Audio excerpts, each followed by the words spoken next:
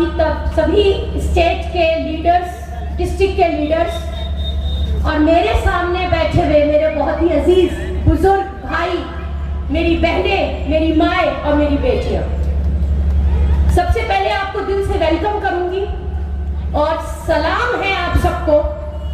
मैं आपको ये वादा देती हूँ कि यहाँ आकर आप जो अपना कीमती वक्त दे रहे हैं, मेरे कुछ भाई मैं देख रही हूँ कि खड़े होकर हमें सुन रहे हैं, ये वक्त देना, यहाँ खड़े रहना, इस प्रोग्राम में शामिल होना इंशाअल्लाह बेकार नहीं जाएगा। आप देख ही रहे होंगे कि हमारे बैनर पे लिखा है सोशल जस्टिस, सामाजिक न्याय, यानी कि जो मुआशरा है जिसमें हम जीते हैं उसमें हमारे साथ इंसाफ। इसका ये मतलब, कल संडे का एक न्यूज़पेपर जिसका नाम है द हिंदू, आपके हिंदुस्तान का सबसे बड़ा न्यूज़पेपर माना जाता है, उसकी मैगजीन में एक आर्टिकल पढ़ा मैंने जो मैं समझती हूँ आज यहाँ मुझे बताना चाहिए।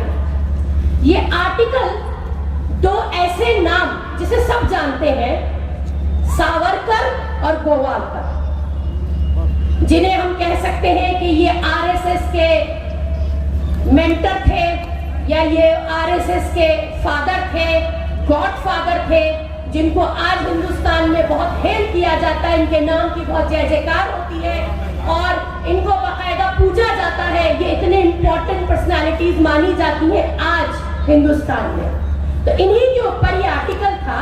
मैं ज्यादा लंबा चौड़ा आपको उसके ऊपर डिटेल नहीं बताऊंगी।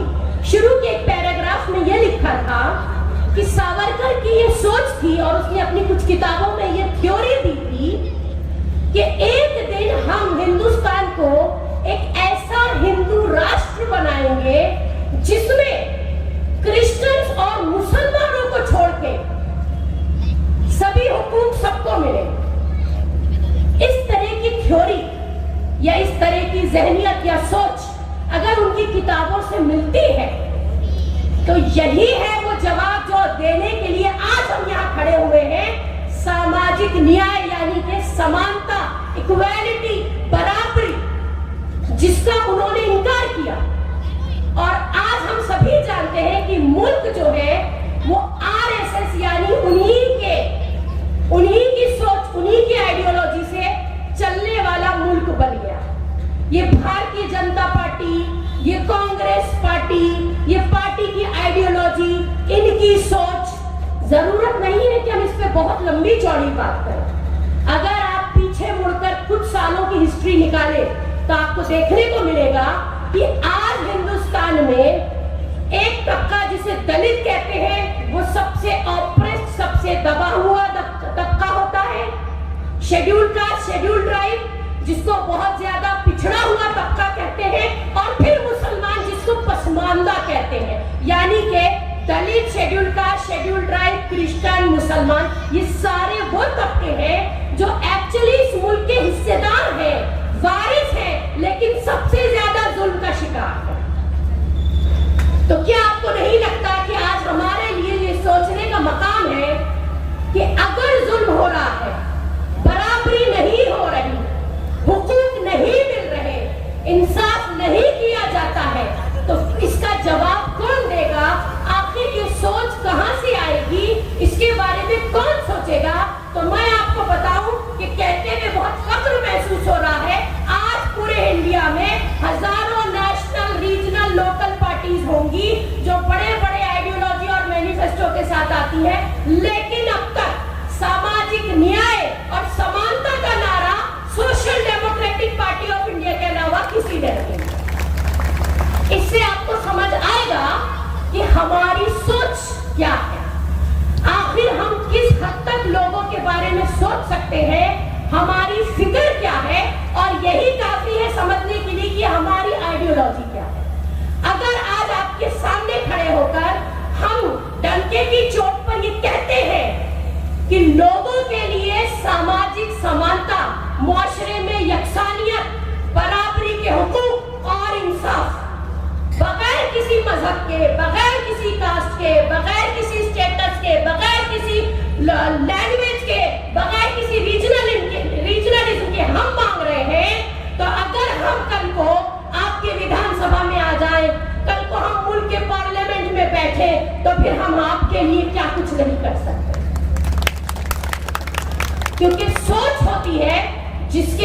हम अमल करते हैं और अमल का ही नतीजा निकलता है। तो ऐसी सोच अब तक तो हिंदुस्तान की किसी प्लेटफॉर्म से ना उठी है ना सुनने में आई है।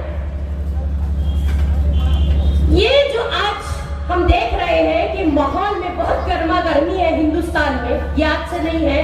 आपने देखा कुछ साल पहले एनआरसी के नाम पे, सीए के नाम पे, उसके बाद अभी देखिए आप यूसीसी यानी कि यूनिफॉर्म सिविल कोड। आप लोग सब वाकियत रखते हैं, मैं बहुत ज्यादा डिटेल में नहीं जाऊंगी, मुद्दे की बात करेंगे इंशाल्लाह। उसके बाद फिर वक्फ अमेंडमेंट बिल आ गया है। उसके बाद बहुत सारे ऐसे मसले जिसमें पिछड़े जाति के लोग हैं या माइनॉरिटीज हैं, उनको मुआशरे में बराबरी के हुकूक नहीं है। आप क्या खाएंगे क्या नहीं खाएंगे, आप क्या पहनेंगे क्या नहीं पहनेंगे, आपकी मस्जिद के अजान में लाउड स्पीकर होगा कि नहीं होगा, आपकी लड़कियां हिजाब में जाएंगी कि नहीं जाएंगी, अगर वो सर ढकेंगी तो वो एजुकेशन से निकाल दी जाएंगी, स्कूल कॉलेजेस से निकाल दी जाएंगी।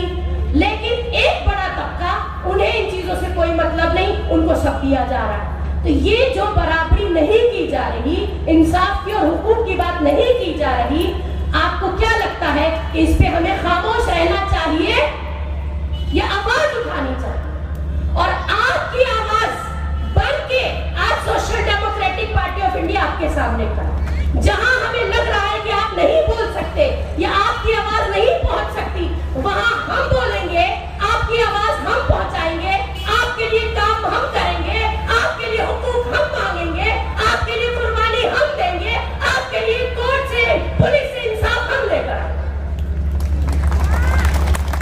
तो इससे पता चला कि पावर में रहने का हक किसको है, वोट पाने का हक किसको है, हुकूमत में आने का हक किसको है, सिवाय social democratic party of India के किसी को नहीं। अभी हम देख रहे हैं कि आप लोगों ने बड़ी दुआएं करी थी हाथ उठा उठा के, और ये कहा गया था कि किसी भी तरीके से बीजेपी को हराना है, कांग्रेस को लाना है। कांग्रेस एक सेक्युलर पार्टी है। मुझे बोलते हुए माफ कीजिएगा, थोड़ी हंसी आ रही है, क्योंकि ऐसा मालूम होता है जैसे कर्नाटका के साथ कोई मजाक हुआ हो। चलिए ठीक है, आपकी दुआएं भी कबूल हुई, आपके वोट भी कबूल हुए, फिर आपको मिला क्या?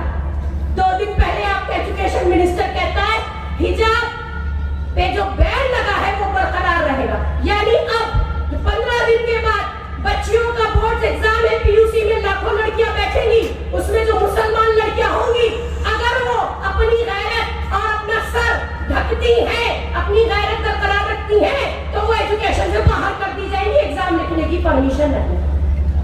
इससे बड़ा जुल्म क्या हो सकता है कि मासूम बच्चियां जो पढ़कर लिखकर इस मुआशरे के लिए, कौम और मिल्लत के लिए, बेलाखिर अपने मुल्क के लिए कंट्रीब्यूट करती हैं, ह्यूमन रिसोर्स बनती हैं, कोई डॉक्टर बनेगी, कोई इंजीनियर बनेगी, कोई टीचर बनेगी, खिदमत करेगी, काम आएगी। आप उसको एग्जाम देने से ही रोक रहे हैं सिर्फ किस वजह से कि वो अपना मजहब फॉलो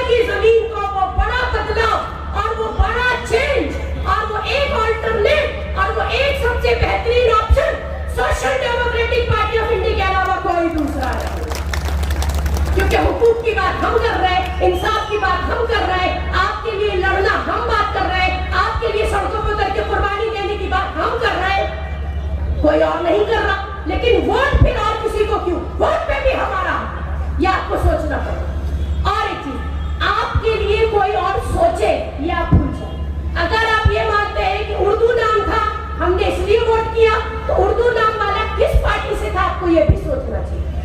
आइडियोलॉजी आइडियोलॉजी आइडियोलॉजी, एक सोच, एक अच्छी मजबूत बड़ी सोच, उससे चलता है मुल्क। और वो सोच होनी चाहिए एक प्लेटफॉर्म की, एक पार्टी की। जब एक अच्छी सोच के साथ एक पार्टी उठती है, तो उसमें काम करने वाले जो लीडर्स होते हैं और रिप्रेजेंटेटिव होते हैं, तब वो लोगों के लिए काम करते हैं। कोई भी जो आपको आके वादा करता है, आप उसके नाम पर या उसके वादे पर अगर उसको वोट दे देते हैं, तो वो जाके काम आपके लिए नहीं, फिर अपनी पार्टी के लिए करता है। और आज हिंदुस्तान में मैंने आपको बता दिया कि ऐसी सोच रखना, मैं नहीं समझती कि ख्वाब में भी कोई पॉलिटिकल पार्टी सोचेंगी या देखेंगी, जैसा कि जगह जगह पे social democratic party of India कर रही है। हम लोग बोलते उतना नहीं है जितना हमने करके दिखाया। अभी आपने देखा वक्फ अमेंडमेंट बिल पेश हो गया। बीजेपी गवर्नमेंट क्या चाहती है आपको सब मालूम है, उतनी डिटेल में ना भी बताऊं तो चलेगा। कांग्रेस ने तो नहीं कहा, शोर नहीं मचाया। आज पार्लियामेंट में दोनों तकरीबन एग्जैक्ट नहीं तो आधे आधे तो बैठे हैं। ऐसी सेक्युलर पार्टीज ने नहीं बोला कि ये इतनी 30 करोड़ मुसलमानों के वजूद का सवाल है, अगर वक्त के बिल पास हो जाता है तो आपको अपने मुर्दे दौड़ने के लिए कब्रिस्तान नहीं मिलेंगे, बच्चों को अल्लाह रसूल सिखाने के लिए मदरसे नहीं मिलेंगे, मस्जिदें खत्म, मस्जिदें तो बगैर बिल लाए तोड़ी जा रही है। अभी आपको बताओ इतनी बड़ी नाइंसाफी खुशीनगर में हो गई कि 9 बुलडोजर लगा के एक बहुत बड़ी मस्जिद तोड़ दी गई यूपी में। उसके बाद जब कोर्ट में मामला गया तो पता चला कि मस्जिद के कागजात किसी मुसलमान के, उसने खरीद कर वक्फ करी। लेकिन अब क्या होगा, मस्जिद तो टूट गई। इसी तरह न जाने अभी तक कितनी मस्जिदें, मदरसे, वक्फ की जमीनें हड़प ली गई। इससे नुकसान हो रहा है, क्योंकि ये वक्त जो है ये आम मुसलमान के लिए बहुत काम आता है। इससे कई फलाही काम होते हैं, वेलफेयर के काम होते हैं। मैं ये नहीं कहूंगी कि 100% मुसलमानों को वहीं से सब कुछ मिलता है, लेकिन बहुत कुछ मिलता है।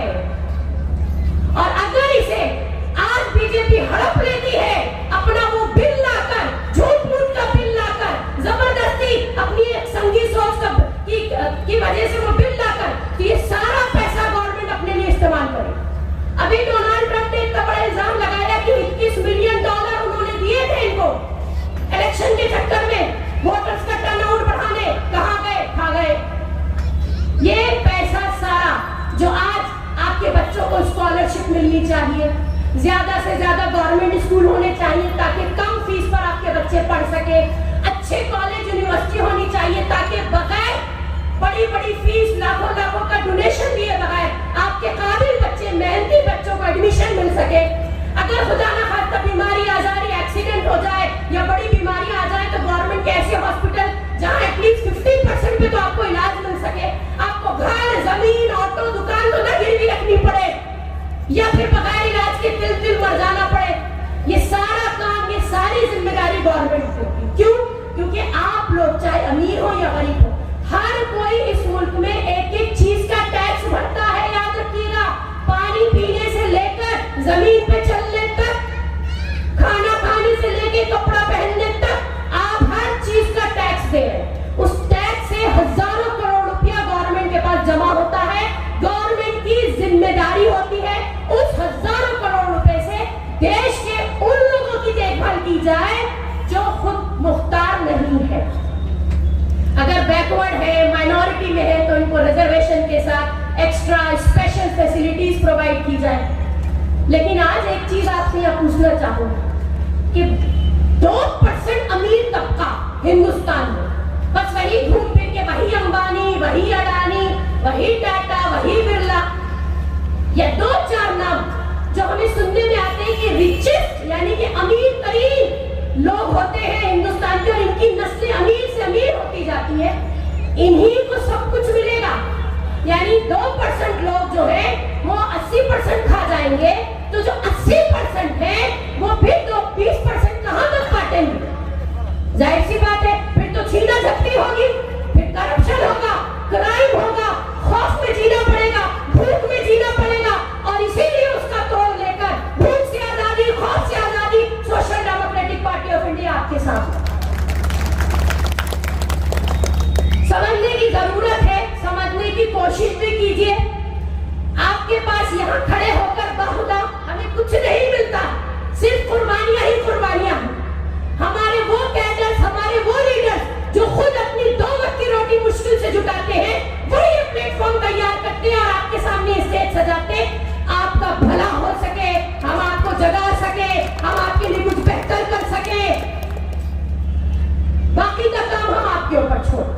जब हम बोल लेते हैं, बता लेते हैं, सच और झूठ को अलग कर देते हैं, तो बाकी का काम आपके ऊपर छोड़ दें। देखिए, याद रखें, 65 साल के करीब कांग्रेस ने इस मुल्क पर हुकूमत करी। जाके 65 साल की हिस्ट्री पढ़ी है। मैं ये नहीं कहूंगी कि उन्होंने कुछ नहीं किया, यकीनन उन्होंने बहुत से हाईवे बनाए होंगे, उन्होंने बहुत सी बड़ी बड़ी सड़कें बनाई होंगी, उन्होंने डैम बनाए होंगे, उन्होंने कुछ बड़े हॉस्पिटल भी खड़े किए होंगे। लेकिन यहाँ मुद्दा ये है कि क्या इस मुल्क में रहने वाले हर शहरी को, जो यहाँ पैदा होता है और उसकी आइडेंटिटी, उसकी पहचान होती है कि मैं हिंदुस्तानी हूँ, उसको घर, कपड़ा, रोटी मिल पाती है? नहीं। कहीं पर ये कहते कि ये बैकवर्ड तबका है, कहीं पर ये कहते कि ये दलित शेड्यूल ट्राइब है, और कहीं ये कहते कि ये तो माइनॉरिटी के मुस्लिम क्रिश्चियंस हैं, हमको पीछे धकेल दिया जाता है। आपको बताऊं कि कॉन्स्टिट्यूशन आपको यहां तक हक देता है कि दिल्ली से आके कोई केरला में कहीं पर भी जमीन खरीद सकता है, बेच सकता है, दुकान लगा सकता है, नौकरी पा सकता है, तालीम ले सकता है। और वेस्ट बंगाल से लेके गुजरात तक कोई जो इस मुल्क में पैदा हो, लेकिन सबसे पहले इन्होंने कोशिश करी CNRC लाके के आपकी पहचान छीन ले। जब आप लोग सड़कों पे निकले, आपने हिम्मत दिखाई, तो देखिए कि थोड़ा सा पीछे हटना पड़ा गवर्नमेंट को, वो घुटनों पे आए। उसके बाद फिर इन्होंने कहा कि अब हम कुछ ऐसे कानून ले आएंगे जिससे हम इन्हें मजबूर कर देंगे, जैसे UCC यानी यूनिफॉर्म सिविल कोड। ये मुल्क जो है वो कोई नेशनल मजहब नहीं रखता है, ये मुल्क सेक्युलर है। सेक्युलर का मतलब ही होता है जहां हर मजहब के मानने वाले रहते भी हो और हर मजहब के मानने वाले अपने मजहब के एतबार से जिंदगी गुजार सकते हो। ये मुल्क की जमीन, यहाँ का आसमान, यहाँ का कॉन्स्टिट्यूशन, यहाँ के फंडामेंटल राइट्स आपको हक देते हैं। हर कानून में आपके लिए हक बना हुआ है, इसे कोई तोड़ नहीं सकता। और अगर कोई इसे तोड़ता है, आपसे छीनता है, आपके साथ जबरदस्ती करता है, तो उसकी सजाएं भी लिखी हुई है। लेकिन क्या हो रहा है? आपसे बहुत सारी चीजें छीनी जा रही हैं और उसके बदले आपको इंसाफ भी नहीं मिल रहा। जब आप किसी तकलीफ परेशानी में आ रहे हैं तो क्या इंसाफ मिल रहा है? तो अल्टीमेटली क्या होता है कि आप कॉम्प्रोमाइज करके कि ठीक है जैसा है जी लेंगे, आप जी रहे। लेकिन एक बात और एक सवाल मैं आपके लिए यहाँ छोड़ूंगी कि आप तो जी रहे हैं और आप तो शायद कुछ साल और जी लेंगे, आपके आने वाली नस्लों का क्या बर्दाश्त करेंगे? अभी सोच के देखिए, जिनकी बच्चे स्कूल कॉलेज जाती है कल उनके साथ क्या हो रहा होगा, जिनके जवान लड़के आज पढ़ रहे हैं उनके साथ कल क्या हो रहा होगा। हम तो सोच के भी थर्रा जाते हैं। तो आप जरा गौर कीजिए कि कितनी सख्त जरूरत है आज मुआशरे को कि मुआशरे में जस्टिस हो, इंसाफ की बात हो, बराबरी की बात हो, और कोई एक ग्रुप, कोई एक कुछ लोगों का क्या कहते हैं मुट्ठी भर ग्रुप किसी एक गंदी सोच से जबरदस्ती करप्शन करके अगर पावर में बैठ भी गया है और आपके ऊपर जबरदस्ती जुल्म करके हुकूमत करना चाह रहा है, तो इसे हम नहीं चलने देंगे। हम नहीं मानते ऐसे किसी पावर को, हम नहीं मानते ऐसी किसी हुकूमत को, हम इनकार करते। मैं आपसे चाहूंगी जो मैं चीख रही हूँ, ये चीखें इस वक्त आपके पास से निकलनी चाहिए थी कि हम नहीं मानेंगे, हम जुल्म नहीं बर्दाश्त करेंगे, हम इनकार कर देंगे ऐसी किसी भी गवर्नमेंट को या सत्ता को जो हमें सोशल जस्टिस ना देती हो, इक्वल राइट्स ना देती हो। आपका हक है, आप यहाँ पैदा हुए हैं, आपसे ज्यादा किसी और का हक नहीं। और फिर उन लोगों का जिन्होंने इस मुल्क में कुर्बानी दी। और मैं बताऊं कि सबसे अच्छा जवाब जो आप दे सकते हैं वो आपके अपने हाथ में अपनी जगह पर बैठकर क्या है, वोट की ताकत। अगर अब तक आपने वोट दिया और आपको लगा कि अब बेहतर होगा, शायद अब बेहतर होगा, नहीं हुआ, तो आप अपनी वोट की ताकत का डायरेक्शन बना लीजिए।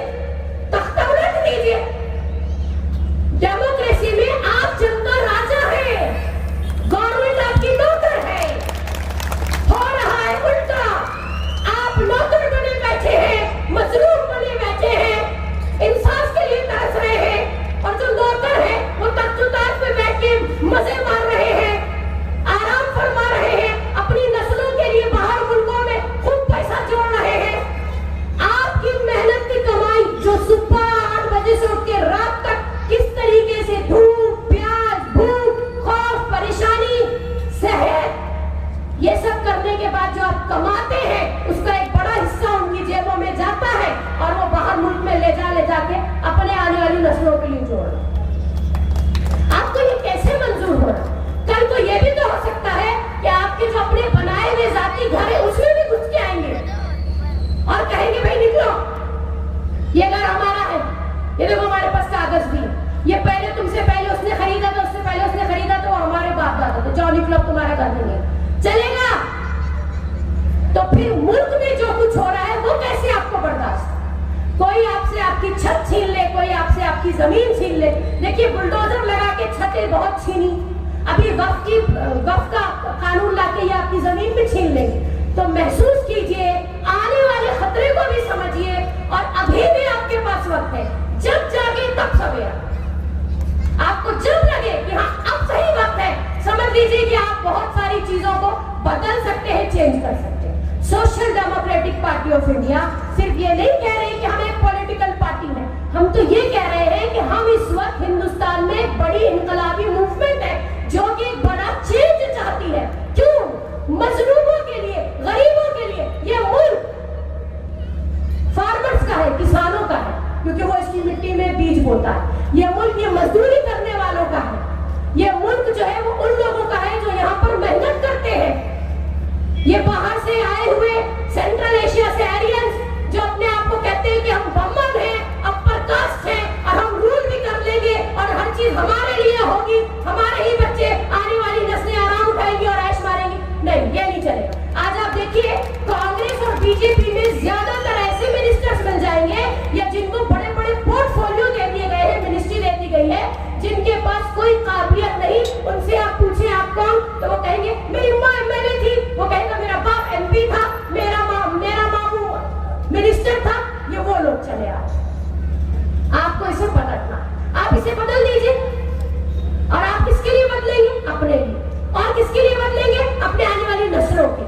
आप इस जुल्म को, इस ज्यादती को बिल्कुल चाहे तो मिनटों में खत्म कर सकते हैं। नेक्स्ट आने वाले इलेक्शन में आपको ये वादा ही करना होगा, बल्कि आपको करना ही पड़ेगा, आपके पास कोई ऑप्शन नहीं है कि ऐसी किसी गवर्नमेंट को वोट नहीं जाना चाहिए, ऐसी किसी पॉलिटिकल पार्टी को वापस हुकूमत में नहीं आना चाहिए जो आपके मासूम बच्चों के मुंह से निवाला छीन ले, मासूम लड़कियों के सर से हिजाब छीन ले, बच्चों को एजुकेशन से बागैरा कर दे, नौकरी से, पढ़ने लिखने से, बिजनेस करने से, रोड के ऊपर ठेला लगाने से, कहीं आजादी के साथ घूमने फिरने से आप लोगों के सारे हुकूम छीन लिए। तो मैं फिर एक बार कहूंगी, एक ही पार्टी है जो मौशरती इंसाफ की बात कर रही है, बराबरी की बात कर रही है, भाईचारगी की बात कर रही है, और हमारा नारा है हर मजलूम हमारा है। और हम क्या बोलते हैं कि सियासत जो है वो मकसद के लिए की जानी चाहिए, अपना करियर बनाने के लिए नहीं। और यही एक पार्टी है जो ये